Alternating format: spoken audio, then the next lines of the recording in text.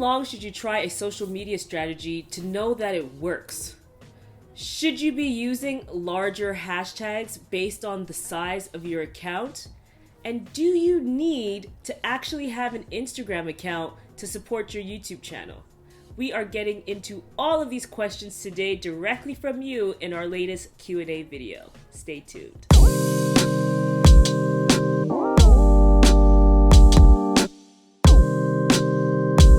Hey guys, welcome back to our channel. If you're new to our channel, we are High Season, a social media agency that helps business owners, entrepreneurs, and marketers step their social media game up and break the algorithm.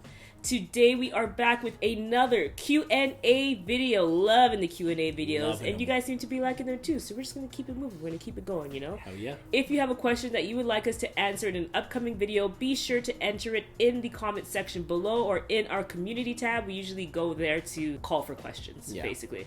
And if you're not following us on Instagram, make sure you do, because that's the other place that we go to make sure that we can get these questions answered for you guys. Yes. So, without further ado, let's get started. All right, the first question comes from Nouveau Beauté. Can I shout you out? Because you're out here in the comments, you know? Yeah, so on respect the regular. to you, you know? Appreciate Thank you for all your love and support. And yes, very happy that we get to answer this question in a video for you. I thought this was a good one. So you're asking, how long should you try a social media strategy before deciding it's not working based on your goals and you need to update your strategy? This is a really, really good question. Yeah. And it's interesting because it depends, right? So there's the thing where you can look at where it's like length of time, but you can also look at it as in a campaign structure way, which is not as much timely as it is these instances that we're gonna group together as one campaign and say, yes, this was successful, or no, it wasn't. When it comes to things that are like engagement based, so looking at key metrics like growth, impressions, reach, that we usually go by a month-by-month basis, because a month is usually when our reporting schedule would be. We usually report for clients after a month, and we reflect on our own content typically at the end of the month. Yes. Or typically at the beginning of the month, really, once a full calendar month has ended. So I would recommend looking for 4 weeks, applying the same consistent strategy, so that's the same data that you have to compare, and just seeing, for example, okay, if I tested this engagement strategy where, for example, I was only targeting black hair salons in Toronto and wanted to see how that related to the month before where I was targeting black beauty bloggers all over. Where did I see growth on this month versus this month? And also, like, did I see more traffic come to my website? Did I see more traffic in my salon? Like, things like that you're going to want to be looking for. So define your goals and then compare what each month looked like with a specific strategy. When it comes to campaigns, those are usually more grouped together. So for example, with the client right now, we're testing a Q&A series with a few of their employees, like some of the leaders in the business, to see how people are responding. We've done about 4, but we committed to do an X amount number, and then after we have that number, we'll look at everything holistically and see if it's worth folding into a permanent strategy. So if we think everyone responded to it, the numbers increased our completion rate, which is a goal. So we set a goal for a completion rate, which means this percentage of people are getting from the beginning to an end.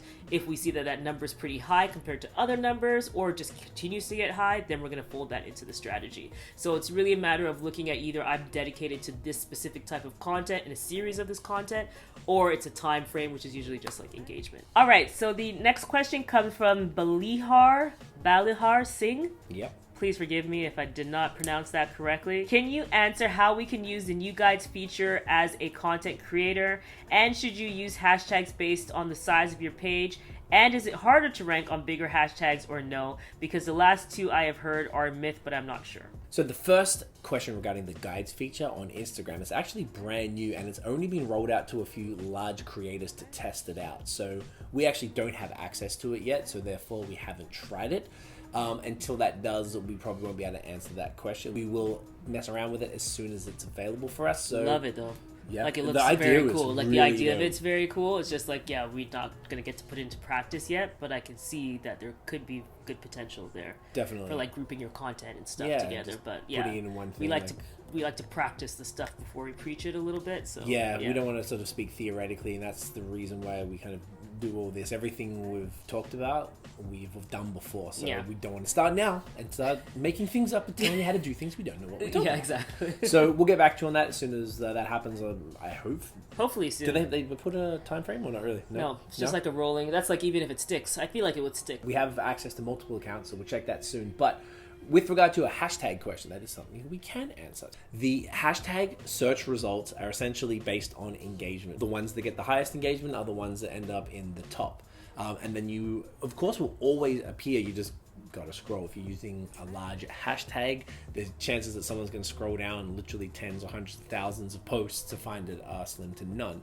So it won't always pop up. So that's why the larger accounts probably do have a larger chance, just because they have a larger audience and therefore more people are liking it. Exactly. As fast as but possible. you could go viral. You could have 200 followers and have one post that goes viral. Oh my gosh, all the time I see accounts that come up because I follow a lot of hashtags, and then it could be an account with like 500 followers, but they have thousands of likes on one photo, and that's just because as soon as their photo came out, people started liking it. If more and more people engage, you just keep ranking. You keep rising. Yeah. So in general, though, if you want to know a little bit more about how to best use hashtags for Instagram, we have a video we're going to pop up here and down here, our ultimate hashtag strategy, and that'll help you understand a little bit more how to segment your hashtags in the most efficient way for you to appear higher up in the search. Alrighty, next question comes from actually someone who is a good friend of ours, Bassem Zahili. He runs... Thanks for always watching, Bassem. Yeah, thanks Bassem. Appreciate you, man. Bassem runs a finance and investing YouTube channel. So his question surrounds Instagram here. So he said, do you think Instagram is worth it for investing in finance YouTube channel? I'm not really selling anything. I'm doing 15-minute videos with advice and strategies and market tips. I can't cut the videos down to 1 minute for Instagram. Nonsense. Too much information is being thrown in the audience for a short clip. Even if I throw the whole clip on Instagram, wouldn't I be taken away from my YouTube audience? This is a really good question, though, Bassem. Really you know what we're going to say, though, and we're going to tell you that you should always have Instagram. Every business, every brand should be on Instagram. And I see what you're saying in terms of, well, my content is too dense. There's no way I can extract something. You can. You can actually extract, be it up to 3 minutes or 4 minutes of content. We do that. If you check out our high season IGTV, we do that. And then what we do is direct people to watch the whole video on YouTube. So that way, one, you're not taking away from your YouTube views. What you're actually doing is enticing people to go to your YouTube channel. You should be leveraging every platform possible to drive attention and drive traffic to your YouTube channel. Absolutely. Instagram is great for that because of the discovery feature that you get with the hashtags. So being able to leverage those 30 hashtags with the finance, real estate, investment, all these key hashtags, niche versions of those titles, not just hashtag real estate. Niche versions of these hashtags will allow you to rank and hopefully drive more traffic to your YouTube channel. Yeah. Definitely leverage these platforms. I would recommend just doing these in IGTV because it's also great. You can link out to your YouTube channel directly. It doesn't just have to be with the link in your bio. So there's a lot of advantages there for you. Definitely leverage it because you don't know what you're going to be selling later, right? So you might as well be building these platforms because if you decide to sell courses or guidebooks or anything like that, now you have audiences in different places and you'll be able to have a more enhanced sales funnel because of it so that you can fill that pipeline. So definitely recommend starting that account up. And if it just for now is only going to be videos that are pushing to your YouTube channel, because they're all bite-sized informational content and they're very highly educational, that is worthy in itself of just content. And then when you get more comfortable or you have more time, you can start looking at bringing other content categories, be it like quotes that you're taking from it, just other images that are related to your field, but definitely don't miss out on the opportunity because an audience is there. That's it. Just take 1 point. If you got 5 ways to invest in stocks, just take one of the points. That's what we do. That's what we do. And that'd be anywhere from 2 to 4 or 5 minutes. Take that one chunk, you pop that on there, and you're just trying to entice people. You're just like baiting them into coming to your YouTube, which is the whole point. They go, oh, I want to hear more about this. Exactly. So it's not going to affect your listenership. Like Tiff said, it's going to be drawing them through to the YouTube, and then along the way, they'll be following you there. So maybe if they're not on YouTube in the homepage all the time, they'll be able to know about your new videos from following you on Instagram, and then it'll just keep funneling people through. We noticed that a lot of you guys are following us on Instagram because of YouTube. And you're telling us you came to us from YouTube, which was a sort of a side effect. We knew that happened, but we didn't expect it to happen so soon. So it's very cool the way that it works together. It works both ways. Yeah. The next question comes from Jalise Quality in Beauty. Again, we're not great. I'm sorry with the pronunciations. Jealous or Jalise? Yeah, just tell us in the comments below sorry. so we never mess it up again, okay? Much love and respect to you. Yes. So you said, I'm located in the Netherlands, so my content is in Dutch, but it's very hard to get engagement because there are not that many hashtags for the Dutch nail industry.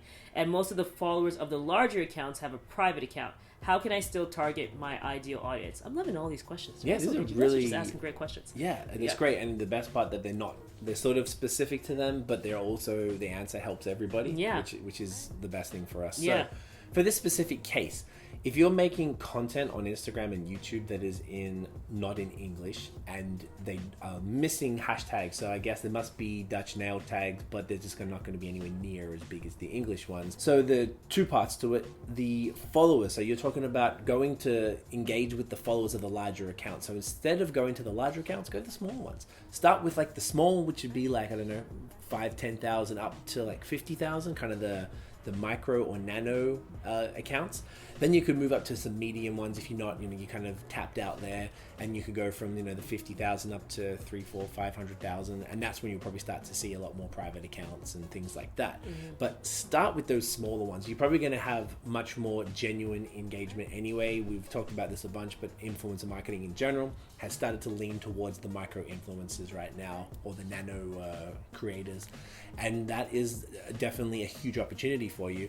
Now, as far as the hashtags, there's not a lot you can do as far as if you're making content in Dutch and there's just not many poppin' nail hashtags. So first of all, you're going to be a leader in that hashtag. So make sure you try and own those Dutch ones. Secondly, potentially what you could do, if your content doesn't have a ton of actual speaking on it, maybe it's just the visuals and the description and stuff is in Dutch, then you could probably still proactively target the English hashtags and you'd get a good response. But one other thing to consider is, you asked us the question in English and your English was really good, so I would suggest to consider maybe putting 50% of your content in English. And when I say that, you can still, if you're speaking, you could still speak in Dutch and have English subtitles. And if you're posting on Instagram, you could have Dutch and then an English underneath it, which is what a lot of businesses here in Quebec do with French and English. Very, very common. So that way, since you already obviously can speak the language, you're going to open yourself up to a whole other market, and you'll be able to attack those English nail hashtags without sort of concern that people will be turned off by the language. It really all depends on who you're going for. What kind of clients are you trying to grow? Are you trying to push Netherlands or Dutch speaking individuals, or is it just kind of, the videos are instructional, for example? I'm not actually sure what kind of stuff you do. But if they're instructional, you could be targeting anybody. So we've had the clients in Quebec here before that weren't sure whether to just be in French or be in both. And we always encourage both, because it's just sort of like, why lock yourself in? Yeah. If you can attract a whole other audience, and the English-speaking world, I would imagine, is significantly larger than the Dutch-speaking world. I don't know how many other countries actually speak. I know somewhere in Africa, or maybe Afrikaans is based on Dutch in South Africa, but that's the only thing that comes to mind. So I can imagine there's not a huge audience overall there, so you might have a better chance of sort of winning in that Dutch world. But if you can expand out a little bit more, I think you'll have a bit more success. All right, guys, that is it for today. Thank you so much for asking your questions. If you have a question you would like us to answer in an upcoming video, be sure to ask us in the comments below. If you like this video, give us a thumbs up, hit subscribe below, hit the notification bell so you don't miss any other videos from us. Follow us everywhere on social media at High Season Co. And you can check out our blog post for resources at highseasonco.com. Until next time, guys. Peace.